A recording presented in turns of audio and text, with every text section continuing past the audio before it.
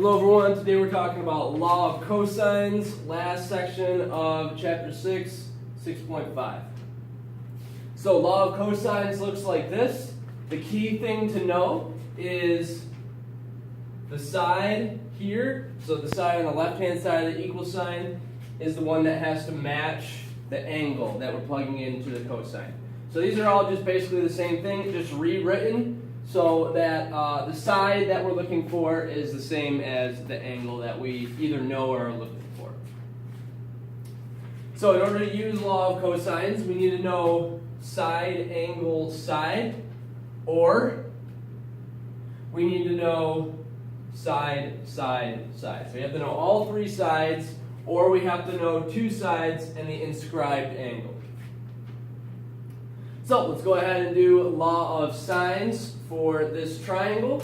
So, like I said, going back to the equations, here I know angle A, so I'm going to use the equation that has a squared on the left-hand side of my equation.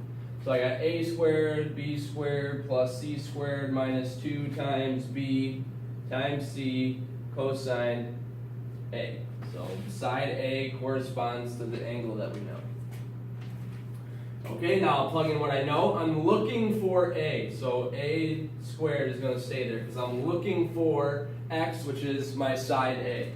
I know B is, B is actually 15. C is 18. And plugging in again, and cosine of 180 degrees. Okay, so if I just go one step further, I get 225 plus 324 minus a negative 166.87. So all of this together in our calculator gives me negative 166.87, and that gives me a squared, when I simplify this, is equal to 715.87, so 715.87, and then to get a, I'm going to take the square root of both sides.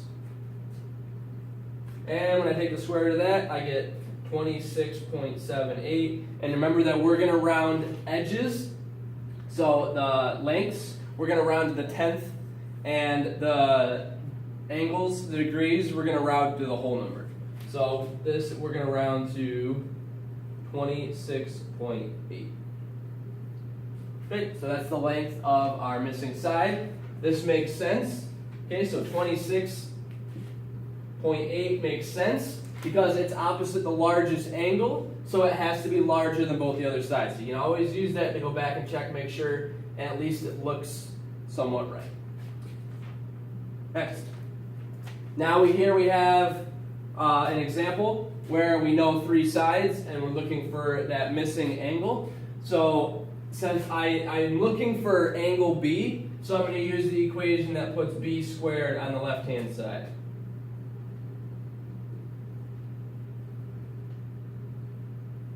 And that's just cosine of theta. Really, it's cosine of angle B. All right. So b squared, we know that b is 37.83. We know that a is 68.01. We know that c is 42.15. And then we subtract 2 times a times c times cosine of b. We don't know what b is yet. We're going to end up finding the cosine. Okay, so go ahead and square these out. I get 1431.1089. We want to keep these as exact as possible all the way through.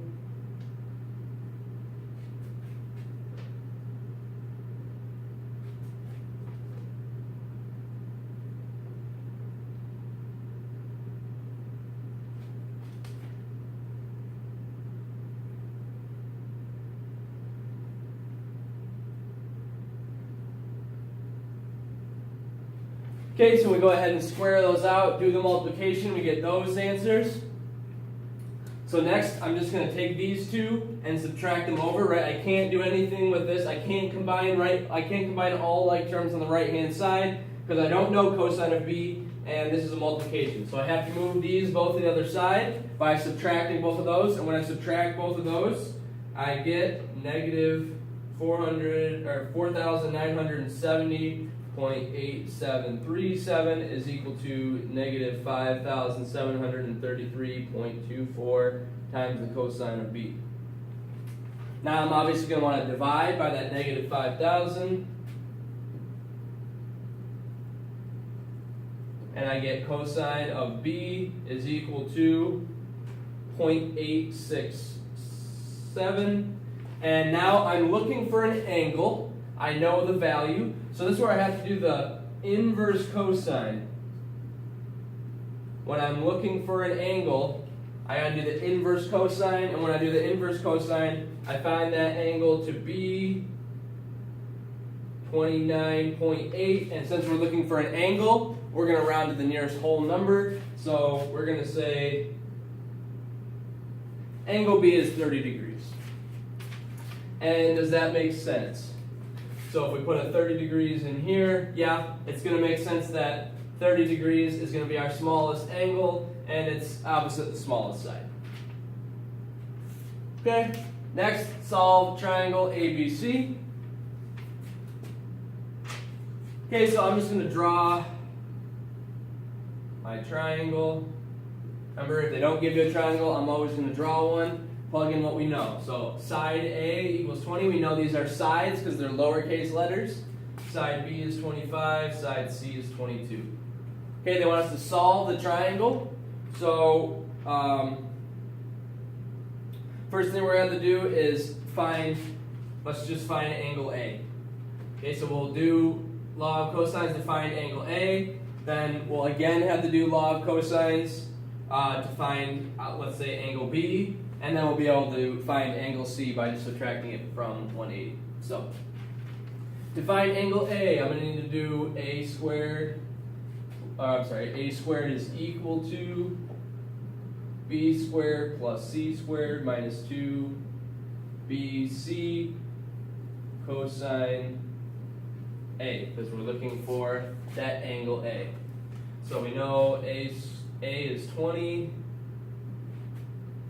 We know B is 25, we know C is 22, so we'll go ahead and plug that in.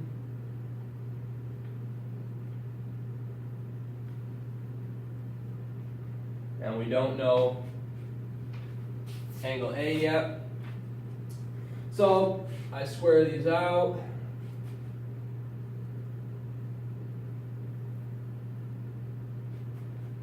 And that gives me 1100 cosine A. So again, I'll subtract these to the other side. I can't do anything with this yet because I don't know my cosine A.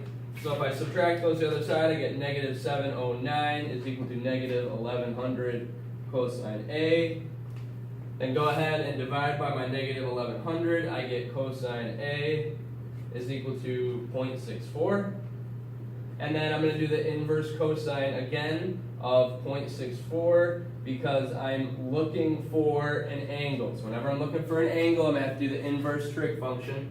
And when I do that, I get A to be 49.8, which we're going to call 50 degrees. Okay, so we know that A is 50 degrees. Okay, so now I know A. Let's just say we'll find B. You could do B or C, doesn't matter. But I definitely have to do law of cosines again, so I can find one more angle and then just subtract to find the other angle. So why don't we go ahead and do B. So if I'm looking for B, I'm going to have A squared, C squared, 2AC cosine B. Okay, I know B. Let's see, so I go ahead and plug it in. B is 25. A was 20. C was 22. So 2 times 20 times 22 cosine of B. We don't know angle B. That's what we're looking for. So again, square these out.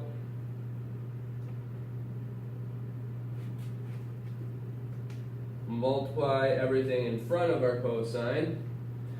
Then take these, move them to the other side. You get a negative 259 is equal to negative 880 cosine B. And divide both sides by negative 880 means we have cosine B equal to 0.29. And again, since I'm looking for an angle, I do inverse cosine of 0.29 is equal to my angle B. And that gives us an angle of 73 degrees after I round it for angle B. So I go back up, I found angle B to be 73. So if I want to finish solving the triangle, I just take 180 and I subtract 50 and 73, and I get my final angle to be 57 degrees. Right, and this makes sense.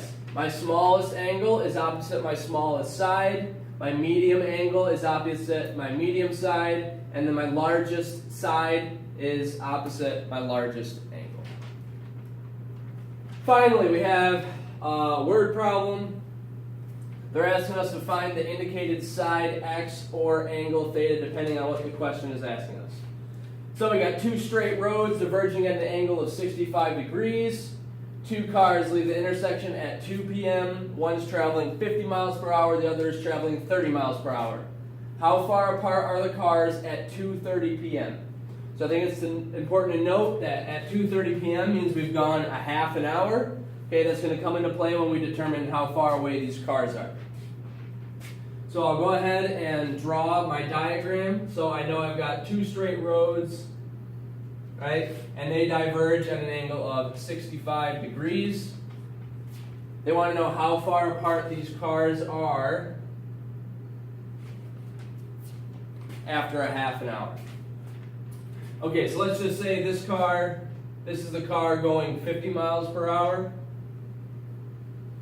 So after a half an hour, right, so after 30 minutes, they've gone 25 miles, right? If it's 50 miles per hour, I've gone half of an hour, then I've only gone 25 miles. Likewise, 30 miles per hour, I've gone half an hour, so that car's only gone 15 miles. And they want to know how far apart, and this is the 30 miles per hour car. They want to know how far apart those cars are after a half an hour. So just for convenience, let's say we name this A, B, and C, just so that it looks like our equation that we're used to. So since I'm looking for side A, right, then I know that that's my A squared is equal to B squared plus C squared minus 2BC cosine A.